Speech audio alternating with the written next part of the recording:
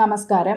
Iran Israel സംഘർഷം ഏത് തലത്തിലേക്കെന്ന് നിരീക്ഷിക്കുകയാണ് ലോകരാജ്യങ്ങൾ. ഒറ്റ രാത്രിയിൽ ഇറാൻ തൊടുത്ത 200ഓളം ഡ്രോണുകളും 10 മിസൈലുകളും തകർത്തതായി ഇസ്രായേൽ സൈന്യം അറിയിച്ചു. മിസൈലുകളും ഡ്രോണുകളും 99% ലക്ഷ്യസ്ഥാനത്ത് പതിക്കാതെ തടഞ്ഞു നിർത്തിയതായാണ് ഇസ്രായേൽ സൈന്യത്തിന്റെ അവകാശവാദം. ഇതോടെ ഇസ്രായേലിന്റെ മിസൈൽ പ്രതിരോധ സംവിധാനങ്ങൾ വീണ്ടും വാർത്തകളിൽ ഇടം നേടി. ഒരു ബഹുതല പ്രതിരോധ കവചമാണ് ഇസ്രായേലിനുള്ളത്. ഇസ്രായേലിന്റെ പ്രതിരോധ നിരയിൽ ഹ്രസ്വദൂര അയൺ ഡോമും ദീർഘദൂര ആരോ 2, ആരോ 3 മിസൈലുകളും ഉൾപ്പെടുന്നു. 1991 ഗൾഫ് യുദ്ധത്തിൽ ഇറാഖ് സ്കഡ് മിസൈലുകൾ ഉപയോഗിച്ച് ആക്രമണം നടത്തിയതിന് പിന്നാലെയാണ് ഇസ്രായേൽ തങ്ങളുടെ വ്യോമ പ്രതിരോധം കൂടുതൽ മെച്ചപ്പെടുത്തുന്നത്. മിസൈൽ ഭീഷണികളിൽ നിന്ന് രാജ്യത്തെ ജനങ്ങളെ സംരക്ഷിക്കുന്നതിൽ ഇസ്രായേലിന്റെ അയൺ ഡോം മിസൈൽ പ്രതിരോധ സംവിധാനം നിർണായക പങ്കുവഹിക്കുന്നുണ്ട്.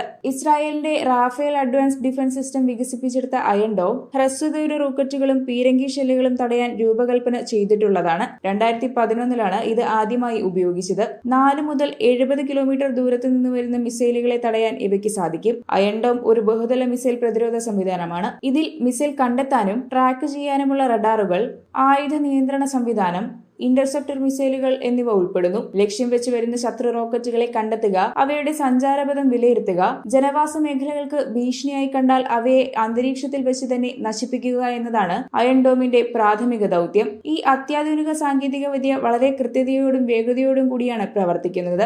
ഇസ്രായേലിന്റെ പ്രതിരോധ സംവിധാനത്തിലെ ഒരു വിലയേറിയ ഘടകമാണ് അയൺ ഡോം എന്ന് ചുരുക്കം. ഒരേ സമയം ഒന്നിലധികം റോക്കറ്റുകളെ ഇല്ലാതാക്കാൻ അയൺ ഡോമിന് കഴിയുമെന്ന് ഇസ്രായേൽ പ്രതിരോധ മന്ത്രാലയം പറയുന്നു. ഇസ്രായേലിലെ മിസൈൽ ഡിഫൻസ് ഓർഗനൈസേഷനാണ് അയൺ ഡോമിന്റെ പ്രവർത്തന ചുമതല. അയൺ ഡോമിന്റെ ഏറ്റവും ശ്രദ്ധമായ സവിശേഷതകളിലൊന്ന് ശത്രു മിസൈലുകളെ വേഗത്തിൽ കണ്ടെത്തി പ്രതികരിക്കാനുള്ള ശേഷിയാണ്. സിസ്റ്റത്തിന്റെ റഡാർ രാജ്യത്തെ ലക്ഷ്യം വെച്ച് വരുന്ന പ്രൊജക്ടൈലുകളെ കണ്ടെത്തുകയും അവയുടെ പാത ട്രാക്ക് ചെയ്യുകയും ജനവാസമുള്ള പ്രദേശങ്ങളിൽ അവ അപകടകരമാണോ എന്ന് നിർണ്ണയിക്കുകയും ചെയ്യുന്നു. മിസൈൽ ഭീഷണിയാണെന്ന് തോന്നിയാൽ നിർവീര്യമാക്കാൻ അയൺ ഡോം ഒരു ഇന്റർസെപ്റ്റർ മിസൈൽ വിക്ഷേപിക്കുന്നു. മിസൈൽ ഒരിക്കലും ലക്ഷ്യസ്ഥാനത്ത് എത്തില്ലെന്ന് ഉറപ്പാക്കും.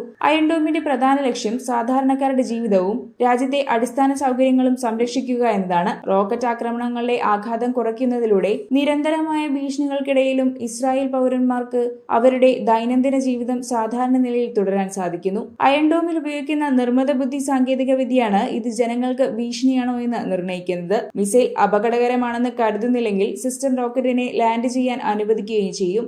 ഇസ്രായേൽ ഹമാസ് സംഘർഷത്തിലും അയൺ ഡോം സുപ്രധാന പങ്ക് വഹിച്ചിരുന്നു. ഇതിനു പുറമെ ഇസ്രായേലിന്റെ കയ്യിലുള്ള ദീർഘദൂര ആരോ 2, ആരോ 3 സംവിധാനങ്ങൾ ഭൗമാന്തരീക്ഷത്തിന് പുറത്തുവച്ച് ബാലിസ്റ്റിക് മിസൈലുകളെ തടസ്സപ്പെടുത്താൻ രൂപകൽപ്പന ചെയ്തിട്ടുള്ളതാണ്.